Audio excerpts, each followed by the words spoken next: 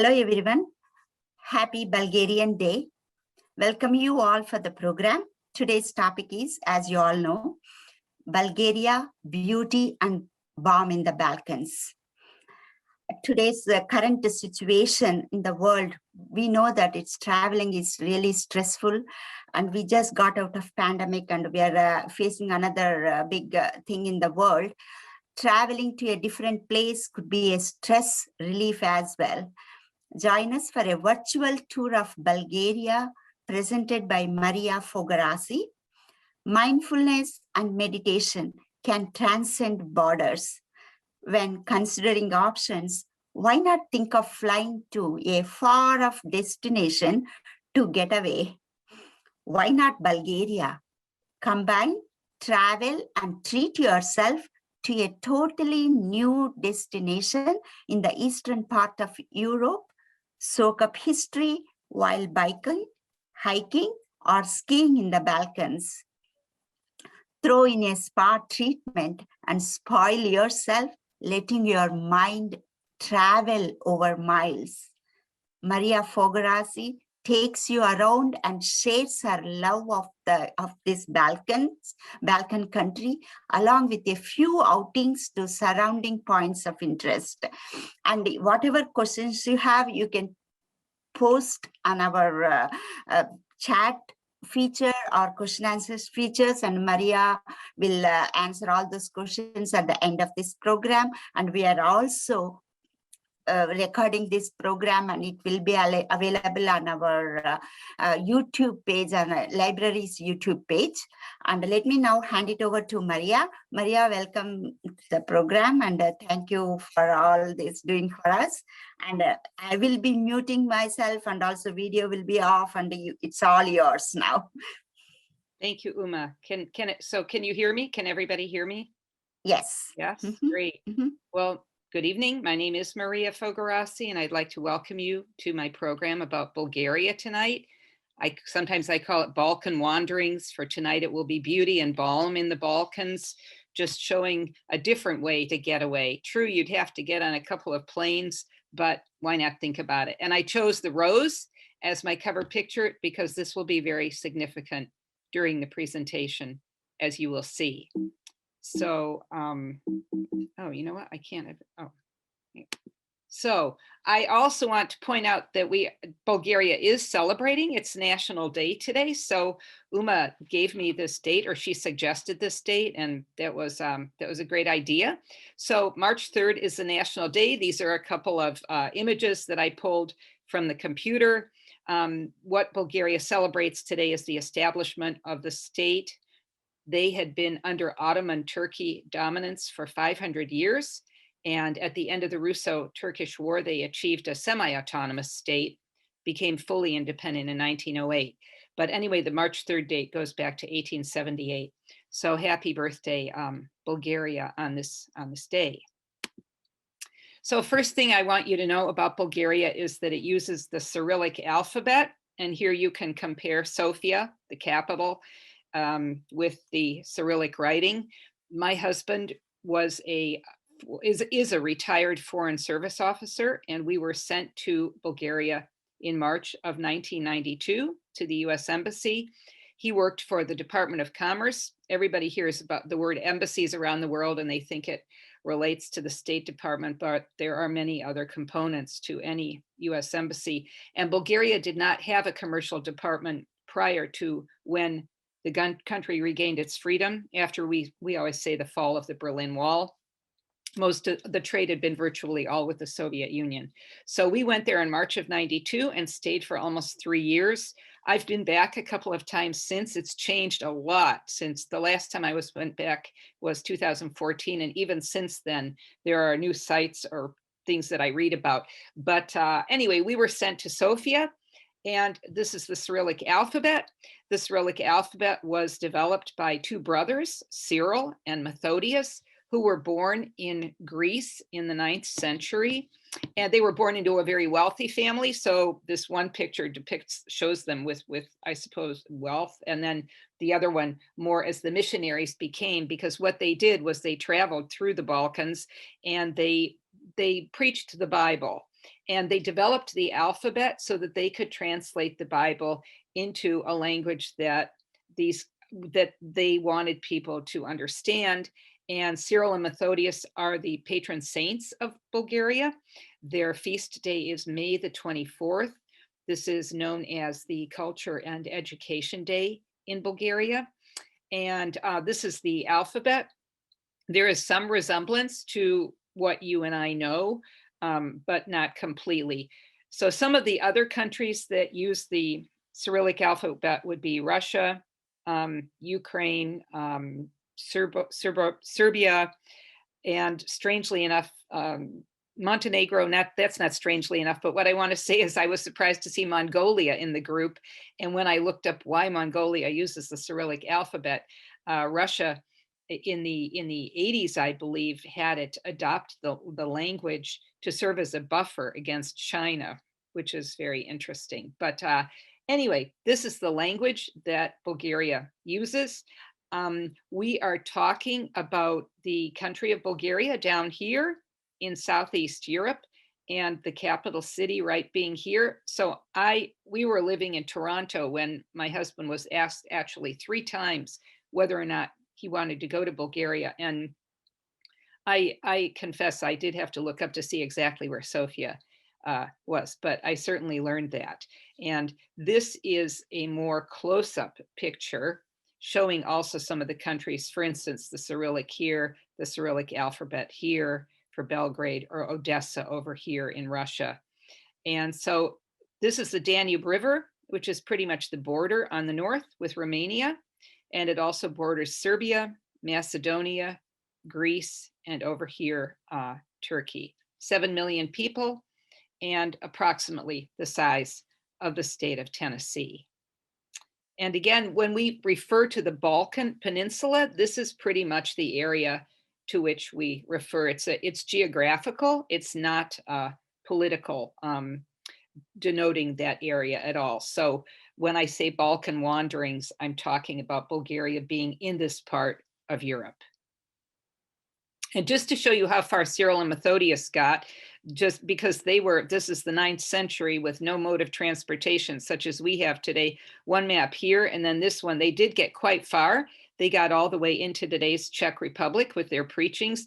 They're also venerated there, even though Czech Republic does, or Slovakia, they do not use the Cyrillic alphabet. So they actually came quite a long ways in their preaching, and they're venerated. You see many, many icons of them. They are the patrons of the National Library of Bulgaria. And so their names are extremely significant for the country. And here's a statue of them in front of the National Library in Sofia. So a tribute to both of those men. And I want to show you the Balkans in a different perspective, extremely mountainous territory. For Bulgaria, 1/3 of the country is composed of mountains. And you can gather from that very, very significant for winter sports, also hiking in the summertime. Remember up here in Sarajevo, we had the 1984 Olympics. So latticed with mountain ranges, this area here. And specifically in Bulgaria, there are 4 mountain ranges. Also, there's a saying that I read about that pumpkins are born on the plains and in the flatland, and humans are born in the mountains, an old saying. So first of all, you have the Balkan Mountains, which are not the highest, but are apparently the fiercest weather, and they stretch almost across the whole country.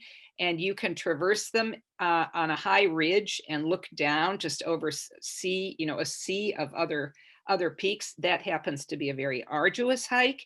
The highest peak in the Balkan Mountains is Mount Botev, named after a Bulgarian revolutionary whose father was actually instrumental in having the Cyril and Methodius Day become a national holiday.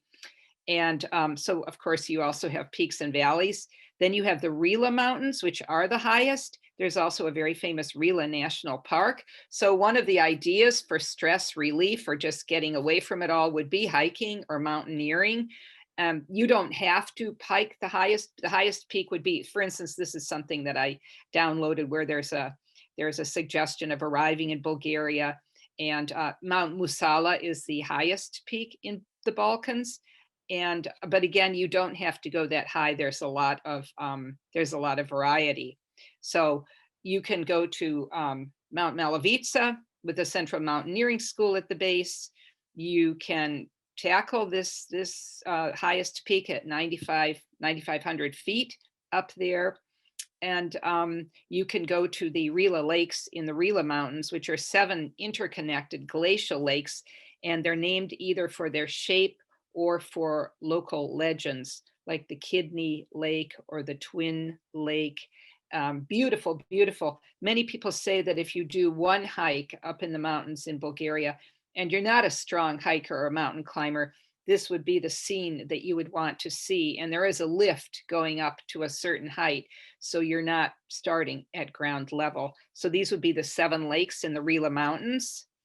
This would be the Rila Monastery, and we're going to visit that later on. This is Bulgaria's #1 historical, cultural, and not archaeological, but just far as treasure, such as keeping the culture alive over many, many years, also when the country was dominated by the Ottomans. So we went through the Balkan Mountains and we went through the Rila Mountains, and then we're moving further south here to get into the Pirin Mountains, which are a much more stark. And by the way, when you hike, you have a variety of places of where to stay, and Bulgaria is comparatively inexpensive compared to some other countries. This one is nestled down in the in the greenery there. This one is more up near a summit. And this one is a big spa hotel down in one of the ski resorts. So the Pirin Mountains are more stark, and they have deep glacial lakes. They have conifer forests. And actually the Pirin National Park had a major, major victory, environmental victory. I read an article.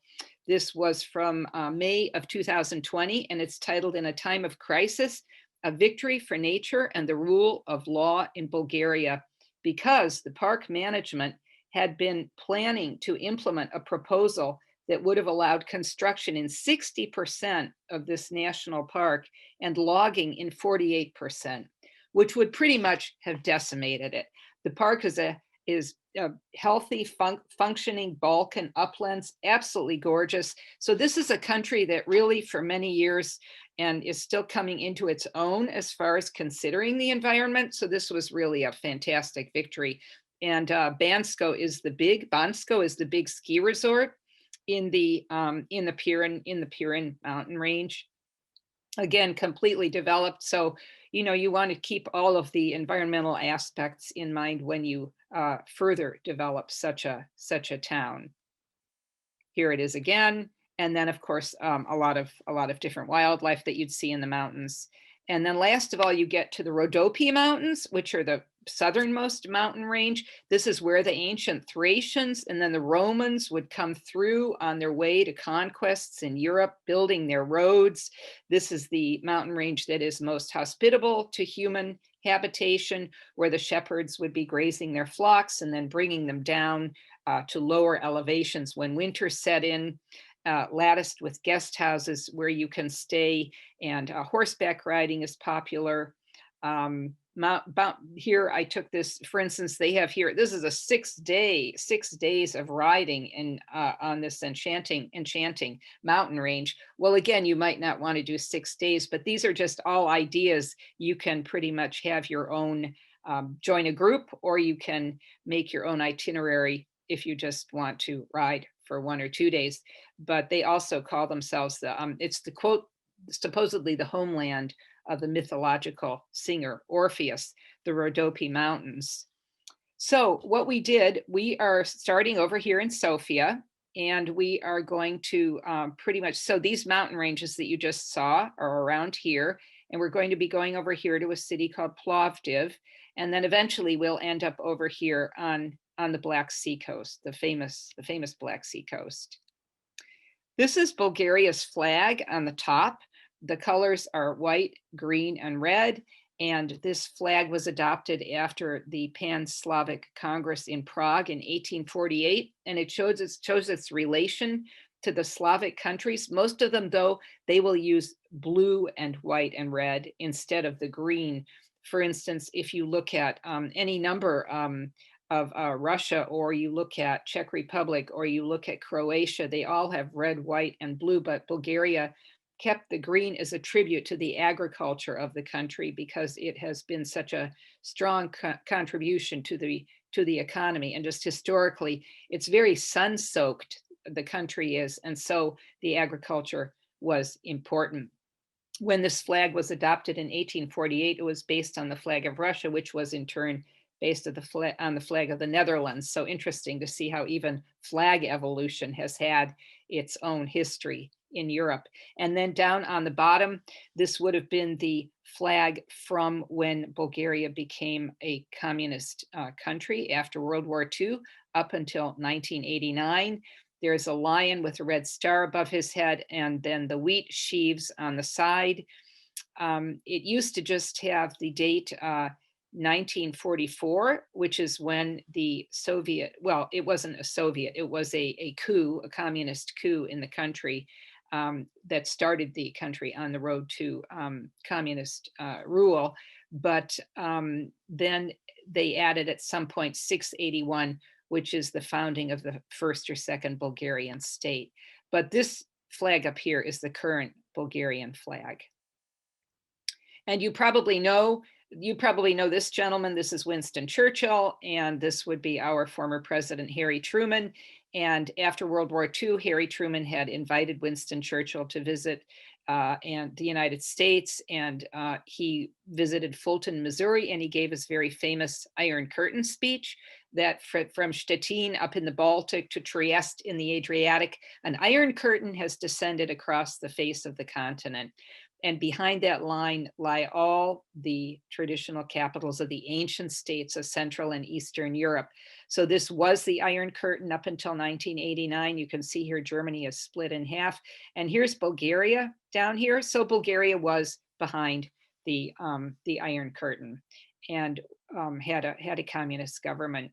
And this gentleman here, Todor Zhivkov, was probably the East European dictator who ruled for the longest amount of time. He ruled for 35 years, and Bulgaria was a very hard-line communist country. Here you see Zhivkov with Mikhail Gorbachev, who did nothing when the Berlin Wall came down, and who many people credit for the opening up of the Eastern Bloc. But anyway, what I want to say is that the communism under Zhivkov was very, very harsh. If you belonged to the communist country, you had a pretty good life. You had a guaranteed job. You had, good opportunities for your family. And if you were not a party member, you could very well be marginalized on the edge of society and not looked upon favorably. You might have a job, but you might not advance. And if you were a member of one of the ethnic minorities, say if you were a Turkish ethnic minority or Roma, we in the US, we say gypsies, you had a particularly hard time under the communist rule of Todor Zhivkov. But that is all finished now. This would have been just a typical party day, like we will see now on television in North Korea, Communist Party Day, praising over here Karl Marx, and this is talking about the proletariat up here. So this is all in Bulgaria's past, but you always have to understand the past to come into the present and go forward.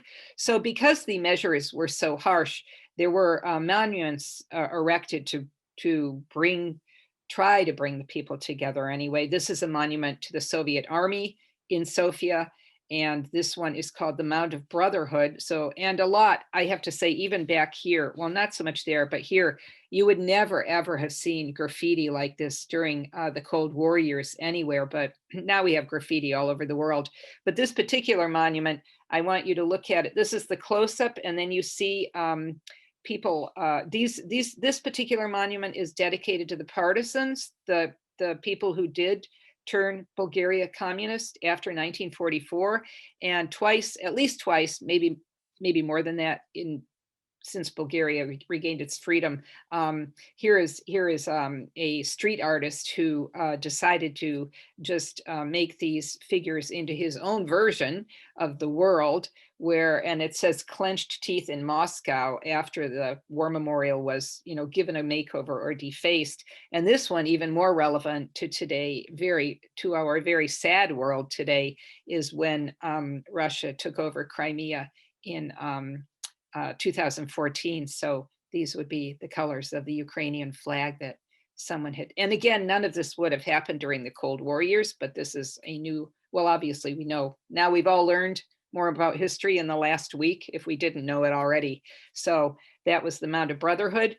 This is Vasilevsky. He was a 19th century Bulgarian revolutionary hero, a tribute to him. He was one of the instigators of the revolution against the Ottoman Empire, and he was executed for his efforts.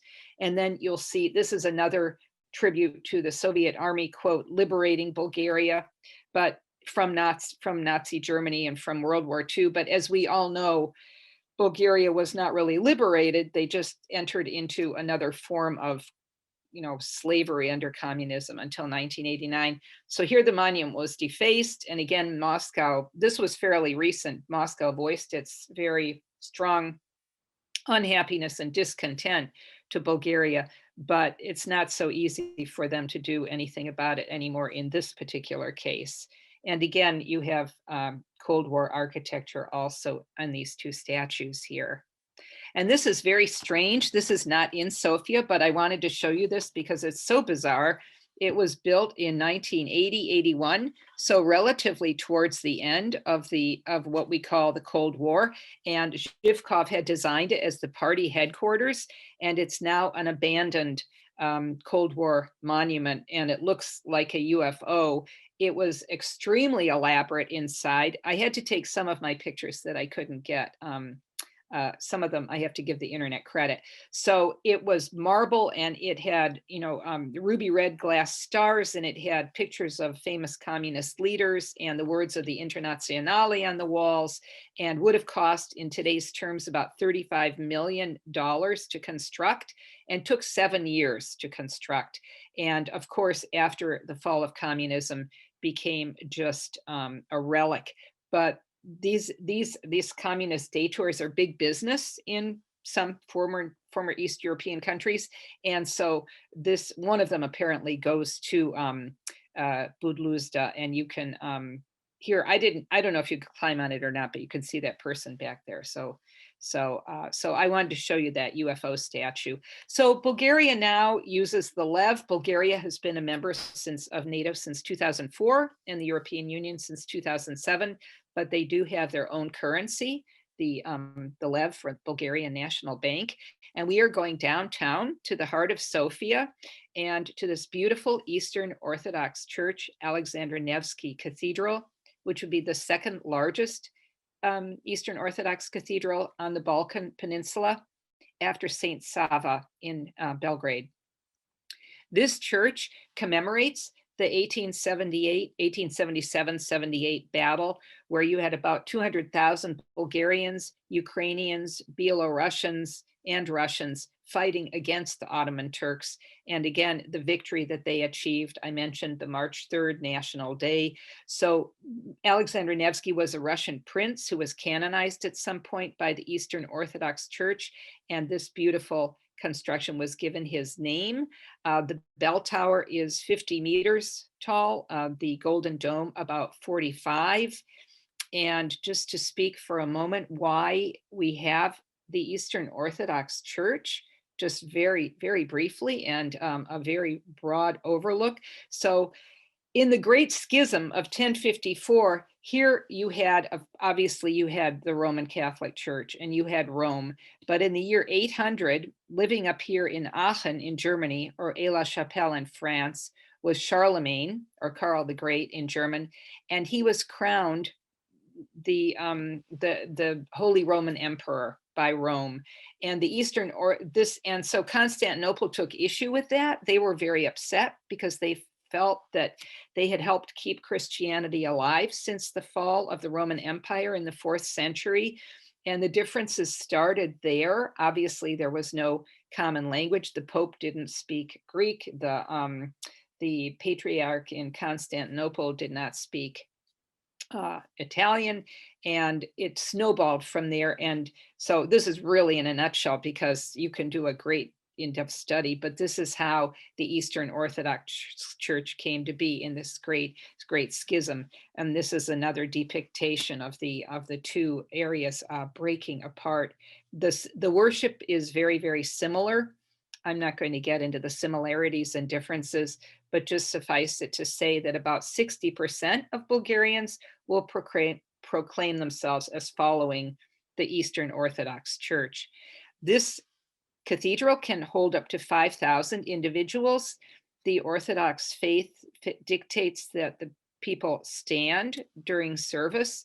If you're sick, if you're elderly, if you're pregnant, those are obvious exceptions, but they feel that to worship God, you are doing service to God, you are ready to serve, and you are standing in respect to God. And someone also told me, well, also you feel like you might be closer to God. So this is the interior of the Alexander Nevsky Cathedral.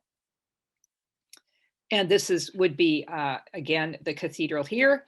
And you can see already that that mountainous landscape. And Sofia is at the foot of a mountain massif. It's approximately 17 miles by 19 miles. And the name is Vitosha. So Vitosha is a great getaway out of the city for all ages. And you can either take buses up there, you can take a tram line up there. Vitosha has 4 peaks that come together right here. And this is known as the Black Peak or Cherny Vra, right up there. And this is a picture of a weather station. So again, literally at your fingertips for people in Sofia, the hiking and the winter sports and the just getting away into fresh air. And I might add, during the Cold War years, there was a lot of people spying on each other and reporting each other to the secret police. It was a very paranoid society. And obviously nobody can hear you or bug your apartment or do anything like that when you're whispering up in the open air.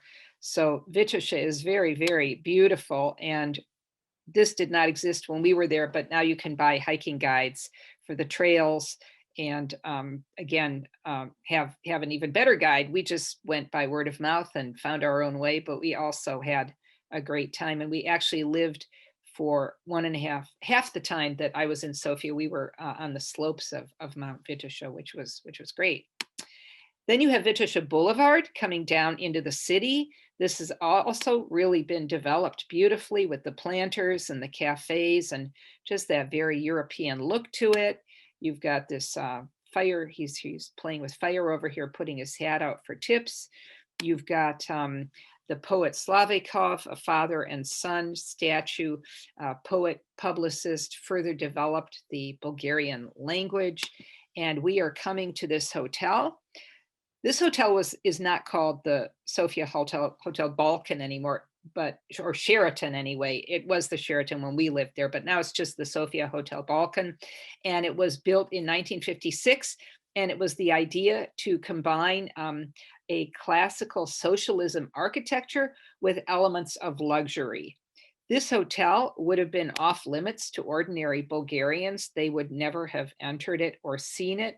Now, of course, it's open to anybody. When we lived there, the diplomatic corps frequented it for many different reasons. In this lower room to the right, this is set up for a conference, but that's where our US Embassy would have watched the televised voter poll returns in 1992 when William Jefferson Clinton was elected president. And this hotel is also just a stone's throw. Everything that I'm going to show you right now at the beginning is literally very, very close together, Alexander Nevsky and this. But what I want to tell you is this is really great. So in 2015, there were suspicions of possibly finding something, an archaeological treasure underneath the ground around this hotel. So they started excavating, and just absolutely amazing what they've found. The ancient Romans referred to Sofia as the city of Serdica, and they have unearthed the entire central part of Sofia is a Roman ruin. And with EU funding, they've done fabulous, fabulous excavations.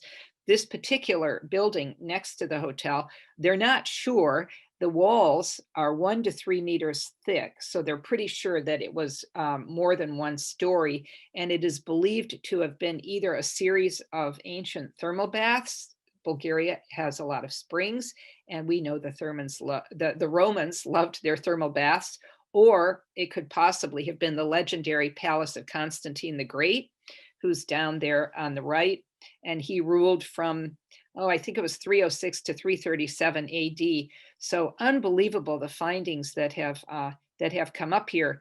And this is a mosaic in the metro station that Sofia is building now. Or so they're working this in. They're seeing how can we make this work with the capital city and keep it a functioning capital city and still show off this treasure, this incredible treasure. Also, this is in a hotel, and this is called the Hotel Sertica, which is in the middle of town. And this is a great thing that they've done, incorporating the walls of an ancient amphitheater where there would have been possibly, they think, one of the largest amphitheaters in the Roman Empire, where man versus vicious beast would have been fighting. They've incorporated the walls into the structure of the hotel. And also you can look down through that glass up that you see up there down and see this. So just incredible finds. And last time I think I mentioned I was there was 2014. So I would love to go back and see all of that.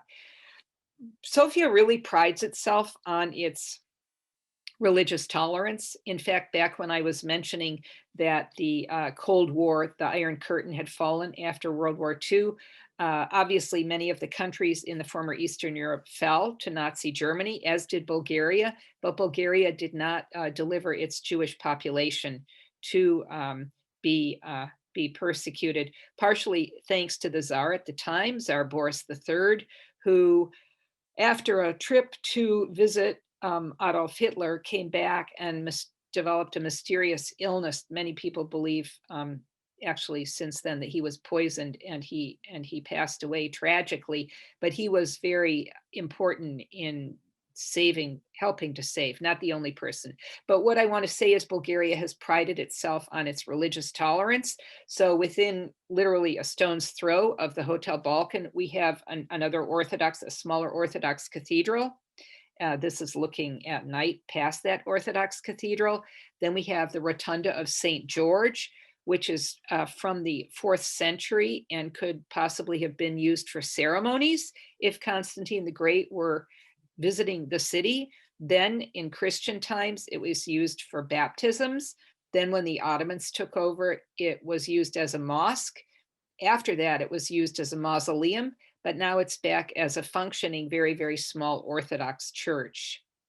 This would be showing St. George. It's literally surrounded by on the right and on the back is the hotel, and on the left is the Ministry of Education and the President's office.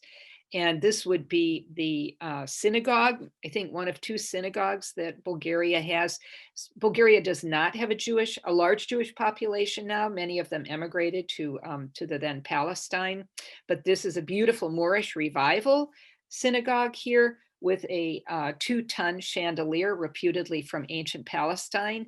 And then there is one mosque remaining in Sofia, Banya Bashi, which means many, many baths, which has vents on some of the side, letting steam, warm air escape. So different representations of world religions right in the middle of town. This is the Archeological Museum there. You can imagine with the Thracians and the Romans. So the Thracians were an ancient people known for waging war. They made jewelry and exquisite ornamentation of the highest quality, belt buckles. They also made wine, and they survived on the edges of European and Roman civilization until Rome took over in, I think, the first century AD, but many, many treasures. This is a Thracian mask made for a king, 2,400 years old, pure gold. And when it was discovered in a timber-lined sarcophagus in Bulgaria, it was termed one of the greatest finds ever as far as the antiquities are concerned. And outside the Archeological Museum, a very handsome lion. He's a very great picture pose, for tourists to sit on him. And then the tomb of the unknown soldier. So this is a former palace in Sofia. And in 1893, there was a Tsar, Ferdinand II. He would become the father of Boris III, I told you, who was implemental during World War II. And so Ferdinand II wanted to get married in 1893 to Marie Louise of Bourbon-Parma. And he very much wanted his capital city to look like Vienna or Budapest. But Sofia only had muddy streets at that time. So if you look at these bricks here, his relatives in the Vienna and Budapest, they gave him these yellow bricks for his wedding, although they weren't put down on the roads until about 10 or 15 years after the wedding. So Sofia has a yellow brick road. And now you can say, if you are a Sofiaite, I was born on the yellow brick road, and there are all kinds of souvenir implication things for that too. This would be Ferdinand II in his later years. He had abdicated after World War I and given the throne over to Boris III, his son. And this is a young Ferdinand II with his wife, Marie Louise, at that time. So these are the yellow brick roads. They are almost of that Habsburg yellow, that mustardy yellow color that we know from that part of the world, and prevalent in the central part of the city. So now this palace is used as an art museum, and this is a great, I think it's a beautiful way. It's unusual of displaying the paintings, but it's an art museum and also an ethnographic museum where you would see different traditional costumes from different parts of the country. This building is not existing anymore, but I'm mentioning it because of the plans for it. After the communist rule came to Bulgaria, the leader, Georgy Dimitrov, the man in charge, when he died, it was decided, as we have heard about in Moscow with Lenin's tomb, or in Hanoi with Ho Chi Minh, they built a mausoleum, and it took them 6 days. And this mausoleum was very expensive for upkeeping and for climate control. And all the school classes in Bulgaria, the kids always at some point had to visit this museum and the venerated leader. And one person told me it was very kind of spooky for a small child when you went in there. But what I want to tell you was, at some point, that Bulgaria decided they didn't want this anymore after they regained their freedom. But the detonations took six days to finally bring this down. So the joke was 6 days to put it up, 6 days to bring it down. But what I want to say is, apparently underneath this, there are latticed a lot of hallways and rooms and spaces. So I have learned that there may be some kind of a museum established underneath this building, which would not have anything to do with Georgy Dimitrov, but which would take up that space. And the National Assembly, and a monument to Tsar Alexander, the Liberator, the father of Nicholas. And he would have been leading the charge on the side of the Bulgarians fighting the Ottomans when they gained their independence. And he is actually with his back to us here, looking over at the parliament, and with Alexander Nevsky in the distance, and the yellow brick road there at the bottom. Then you have a covered market, which has been renovated, again, Moorish neoclassical style, where you can go in, and which has been renovated since in the last 20 years. And this is a small Russian church there, which is a very big tourist draw. This is the National Theater. The very spacious lobby will show you panorama of famous scenes from Bulgarian actors and Bulgarian plays. And even you can't just walk in, you have to buy a ticket. So even if you don't understand the language, you might go to a performance just to experience the opulent interior. And then the outside with a fountain, and then walking through the park from the theater in the winter. This is very typical in Europe, the kiosk where you can buy a cup of strong coffee or get some cigarettes or a newspaper. And again, unfortunately covered with graffiti here. This is a fabulous Bulgarian tradition, welcoming the rite of spring. It just happened 2 days ago. March 1st every year is Baba Marta Day, or Grandmother Marta Day in Bulgaria. And these tiny little red and white objects are called Martinitsas. The white represents the snow, which will be disappearing as spring comes, and the red with the setting sun, which will get stronger as the days progress. And so this is to welcome spring. And so Bulgarians will make, this is a school class here, but they'll make all kinds of little tassels or pom-poms or bracelets, and then you give these to one another, and you're supposed to keep them until you see a blossoming tree or a stork. Well, in the city, you're more likely to see a blossoming tree, and more in the country, you will still see a stork in Bulgaria every now and then. So Martinitsa Day is a lovely tradition. Here you can see they've been caught up in the tree, and you can pin your Martinitsa on, or you can wear it as a bracelet. There are many different options. Here, even the family cat was given a Martinitsa on March the 1st. And down here, these little yarn dolls, Piso, the male, and Penda, the female. Lovely crochet job there. So Bulgaria is the only country in the world that has this Martinitsa tradition for March 1st every year, welcoming her, hoping to welcome, right? And Baba Marta, she can be very temperamental. So if she's in a good mood, legend has it, then we're going to have good weather and spring weather. And if she's going to be in a grumpy mood, then we're still going to have some winter for a while. Again, Alexander Nevsky, and some of the popular tourist items, icons. These are small icons of Orthodox saints, and obviously Mary and Christ, and then the nesting dolls here. And then these are not so popular with Bulgarians, obviously, but with tourists, they're old medals from communist era days that are left over there. And just 2 pictures here of the Natural History Museum. You might think, why is she showing us this? So this is just my personal story. But when I was there, 92 through 94, with 2 young children, if we weren't going to someone's house, we didn't really have a big choice of places to go in the winter. There was no McDonald's with a ball cage or anything like that. So we spent hundreds of hours in this museum. And then I found out afterwards that it was Ferdinand II's private collection. He was a naturalist. He was a lepidopterist, so he collected butterflies, and he was an ornithologist studying birds. And so this is the oldest museum in Sofia, and this is his personal and private collection there. So on your right, you're going to see the other wall. On the other side of that wall on the right is the Hotel Balkan that I had talked about. And these 3 buildings together are called the Largo, and they are an excellent example in Southeast Europe of socialist classicism, the architecture.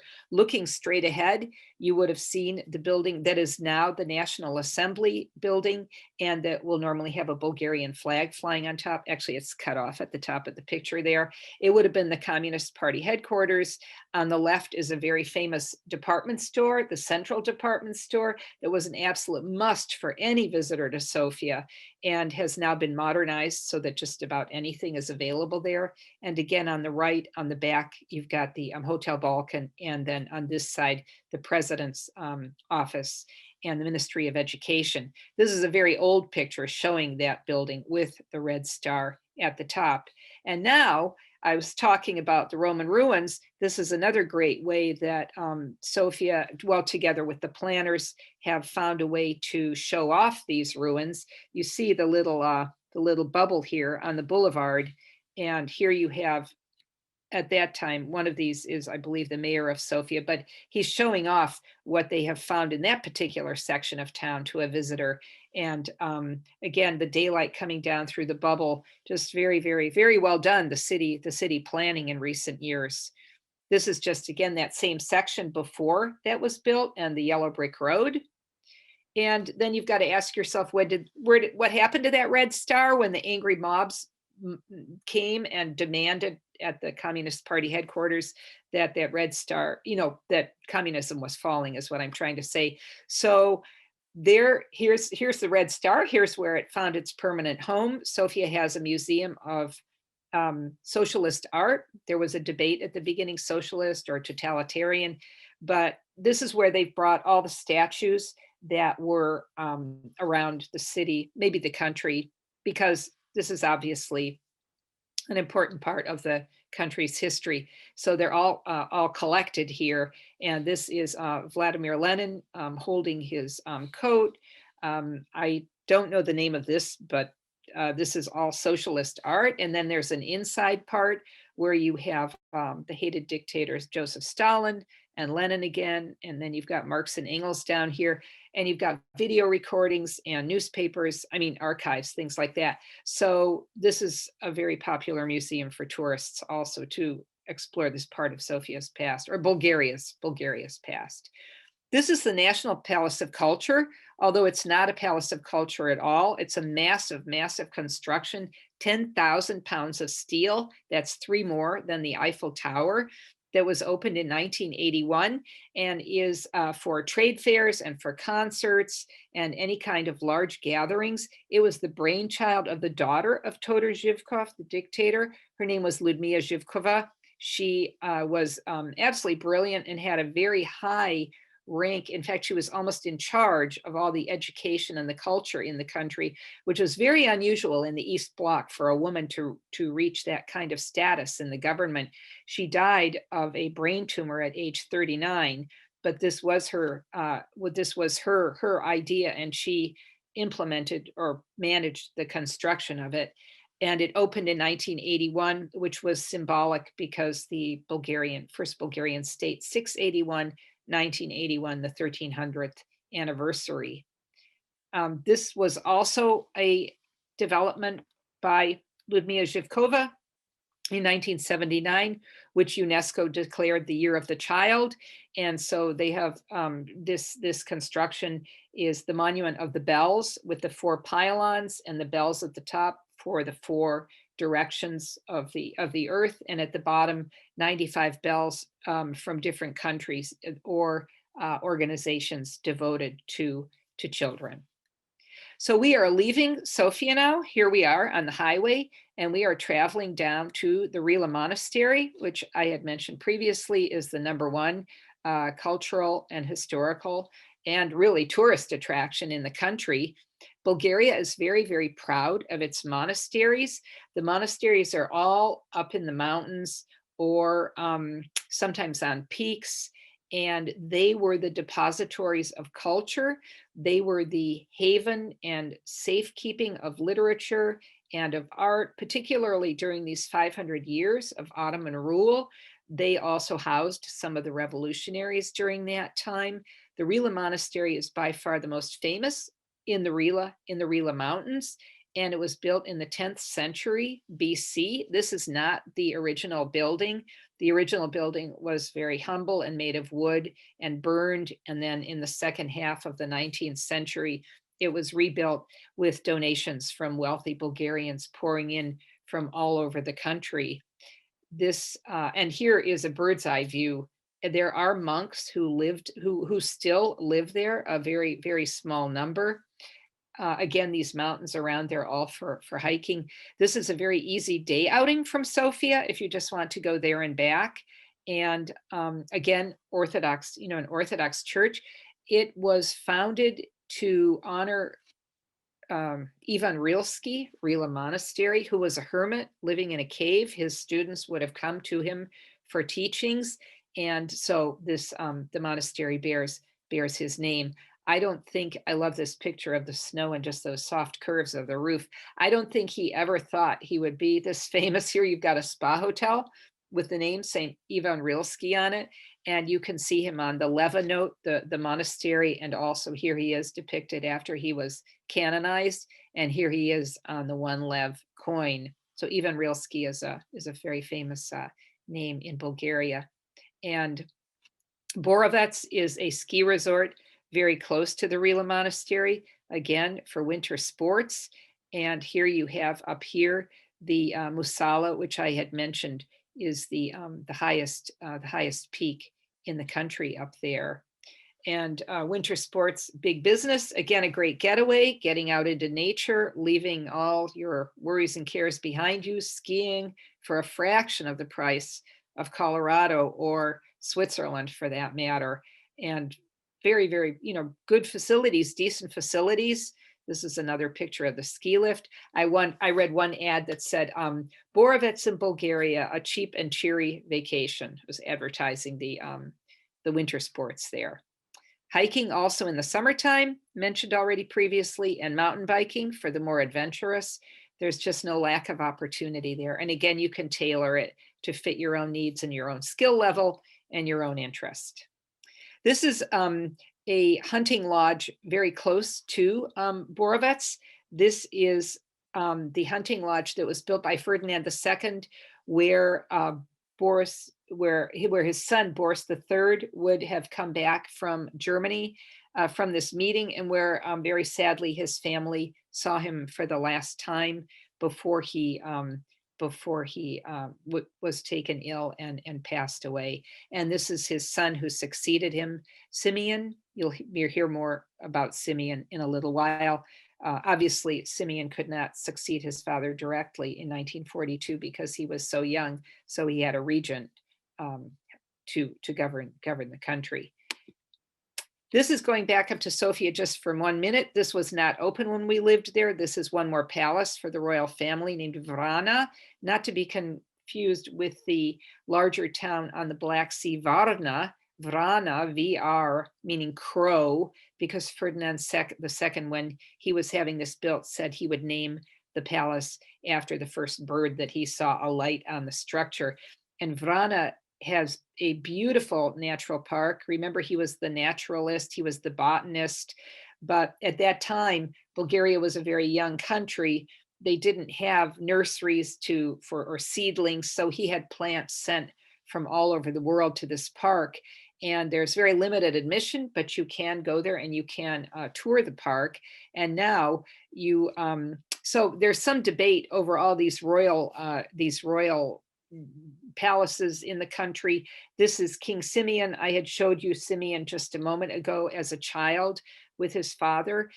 Simeon went into exile after World War II to either Spain or Portugal, and came back to the country in 1991 and actually became Prime Minister of Bulgaria from 2001 to 2005. There was a lot of question at that time, or thought, would Bulgaria become a monarchy again? But he, when he became prime minister, he swore to uphold the Constitution, and that is probably most likely not going to happen. So Simeon of Bulgaria, couple of trivia facts about him.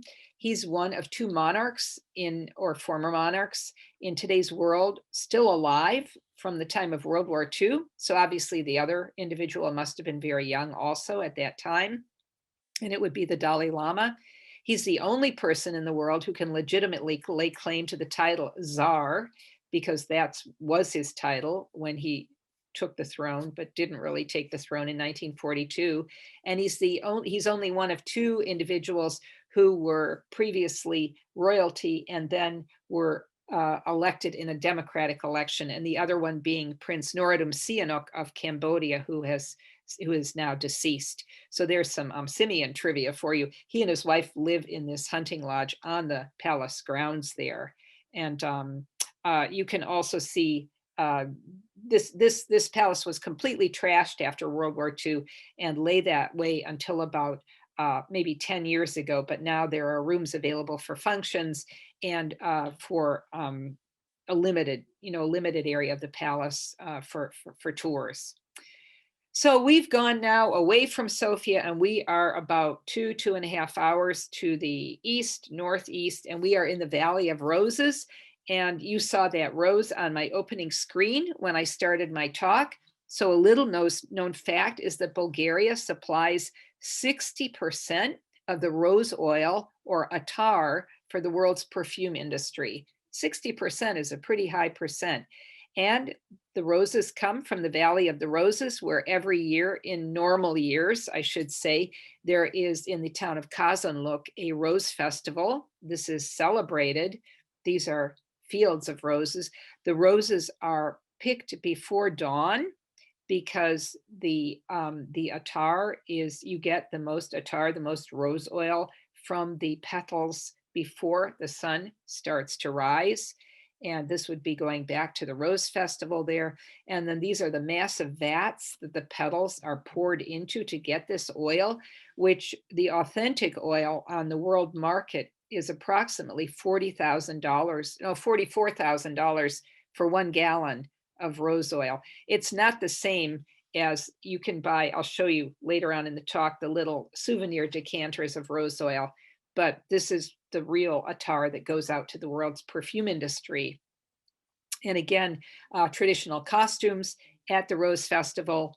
And there is also a rakia. A rakia is a very potent schnapps, or some countries say slivovitz, made from the rose petals. You just want to take a tiny sip of that, so you feel still good the next day. So this is the tribute to the Valley of Roses. And so we have gone from Sofia, and we've gone over in this area here, and we're going to go now to Plovdiv.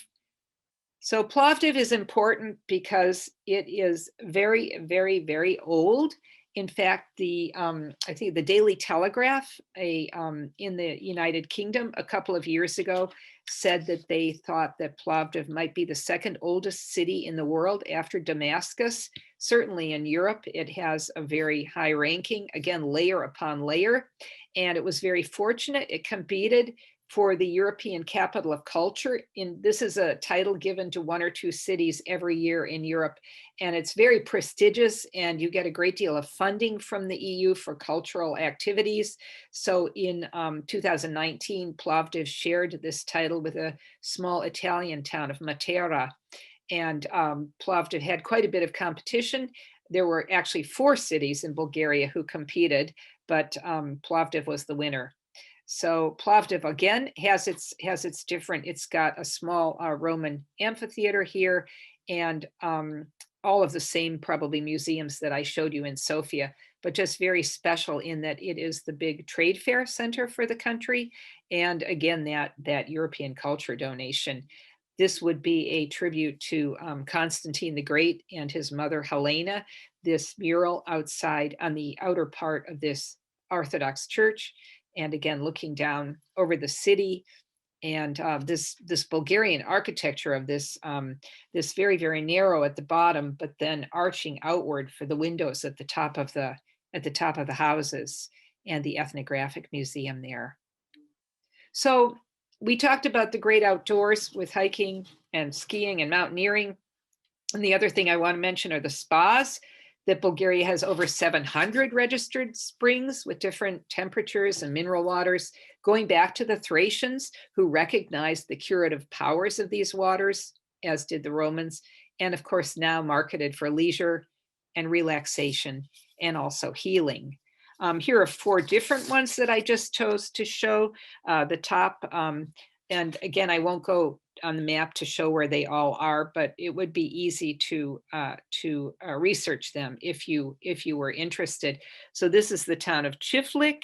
They advertise that they have a consistent water temperature of 91 degrees Fahrenheit. This over here is Devon, the Devon area, which already in a sunny country advertises that it is the sunniest spot in all of Bulgaria. This is really neat because it's got the snow around it near the town of Rupite. And this is a thermal spring in Hisaria, which is an old ancient Roman town. These are some of, again, the interiors or else the exteriors of spas. Again, obviously there are different levels, but the prices would be cheaper than in Western Europe or in our country. And this is the town of Hisaria. This is an old Roman town. The Emperor Diocletian developed this town with miles of walls surrounding it and this ancient arch of which they're very proud. And they have their own thermal hot springs there. So another way to just get away from it all and immerse yourself in these healing waters.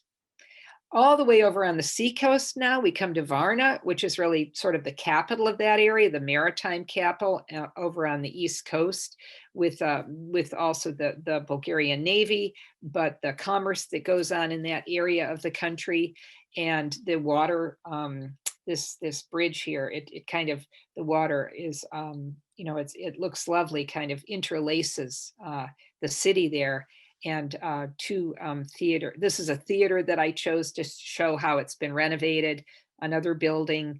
And this is the Mother of Dormition, which would be the second largest cathedral in the country after Alexander Nevsky. These are the famous golden sands near Varna, which have been beloved for recreation in the East Bloc during the Cold War years. It was fairly easy to travel to each other's country. You could not always go, obviously, to the West. So this became, for people in Czechoslovakia or in Hungary or Bulgaria, this was the seaside resort, because those countries didn't have their own seaside. So the Golden Sands, very, very popular destination for quite a while now. And the other thing that Varna is very famous for, and this is pretty neat, this was a necropolis, they call it, or it's a cemetery in the 1970s. As you know how these stories go, someone was digging in a field and they found this oldest gold treasure in the world, which dates back to 4600 to 4200 BC, and a total of 294 graves, a huge, huge treasure, and a tribute to this part of the country. These are Thracian graves. And again, I mentioned that they were very sophisticated in the art of metallurgy and making jewelry. So I think that this grave probably belonged to someone of wealth or of status, just the way you can see possibly a scepter and the bracelets and the necklace. There have been two tours. I wrote two tours when the Varna, these would be other objects that were unearthed.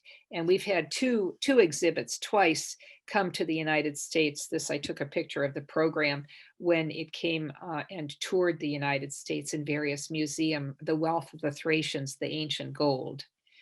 And this is just north of Varna. This is a little seaside resort called Balchik, which was the favorite.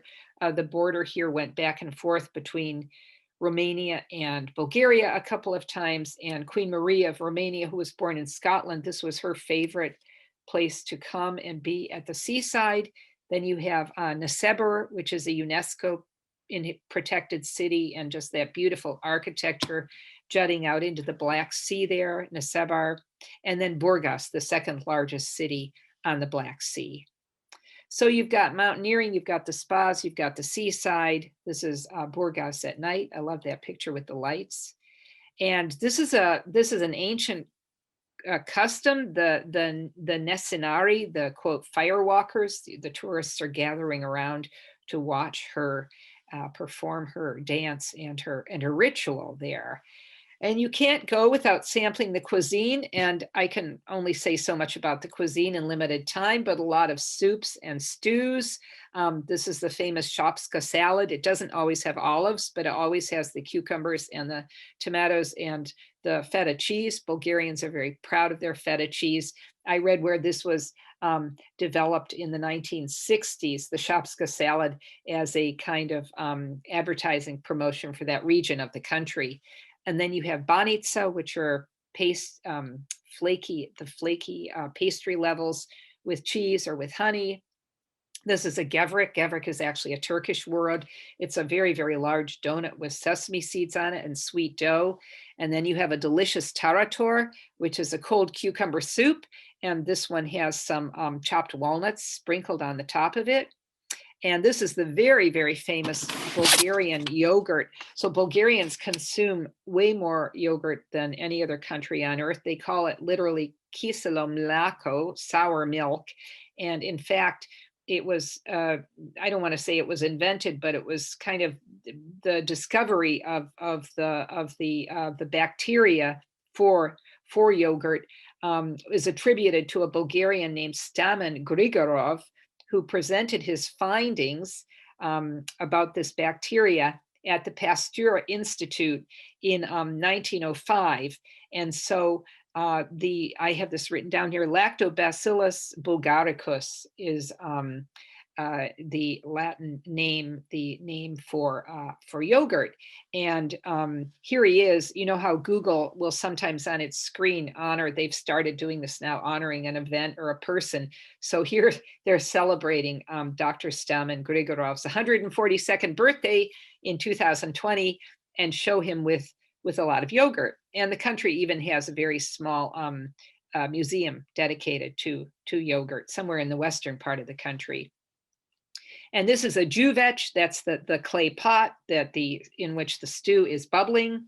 And then, of course, you can always buy the Ultimate Food Guide and find the exact definitions of all these different things. So these little dolls, the bottom part screws off and you can get a little vial of rose oil, very popular souvenir. Again, not that quality that's sold to the perfume industry, but they're really cute. And there is the famous rose oil again, ready for tourists to take home, and soap marketing the rose oil again, all kinds of handicrafts with the native costumes, the carpets, the runners, from just small square 2 feet by 1 feet to full-sized carpets. This would be very traditional design on Bulgarian pottery, and then imitation Thracian belt buckles and ornaments there. And at the very last, I just wanted to introduce just maybe 6 Bulgarians you may not know about. Bulgarians claim that John Atanasov was the son of a Bulgarian immigrant. He was very instrumental in computers and developing them. We have the Bulgarian folk singer whose song accompanied 2 Voyager space expeditions into space, Valya Balkanska in 1977. We have Christo, who is, he passed away now, but he's the Bulgarian artist famous for his very unusual wrappings of objects. He also put up many, maybe some of you remember or saw in Central Park, an exhibit of umbrellas. So here, after the wall had come down, but the Reichstag was not functioning yet as the full seat of government for Germany, he was allowed to wrap the Reichstag for 10 days in 1990. And as you can imagine, that was a huge draw. After he left the country, never came back to the country. So some people say, well, he was Bulgarian, but was he Bulgarian all his life? That's debatable. But he was born there and Bulgaria claimed him as a native son. And then Nina Dobrev, whose family emigrated to Canada, who's an actress, and a mural artist named Anastasia Nassimo. And last of all, if you saw the movie The Green Book that won the Oscar, I think 2 or 3 years ago, this gentleman, one of the musicians in the movie, Dmitry Marinov, is a Bulgarian actor. So again, the Balkan Peninsula, and again, Bulgaria down here. And that was my talk. This is my website. I hope you enjoyed it. And I hope you learned a little bit. And I really thank you for taking the time this evening to listen. And Uma, depending on if there are questions, comments, criticism, anything. Yeah, I'm just checking Bulgaria. I'm just checking the chat box as well as question answers box. There are no questions, but we have full attendance and such a wonderful presentation, Mariya. I really enjoyed it. Thank you. Food wise, oh my gosh, excellent. That feta cheese, my favorite feta cheese salad, looks so yummy. And architecture, skiing parts, that hot springs when we were just sitting, I can't enjoy. I cannot wait to visit Bulgaria. I can't wait to go back. There are excellent, there are very good comments. I had no idea Bulgaria was so beautiful. Thank you so much for the information. Very interesting. I learned a lot. So much, very good. I know we learned a lot about this Bulgaria. We can't wait to visit this country, Mariya. Thank you. I can't wait. And I know, I know about yellow color. You mentioned yellow bricks. I was thinking about it and I wore yellow color today.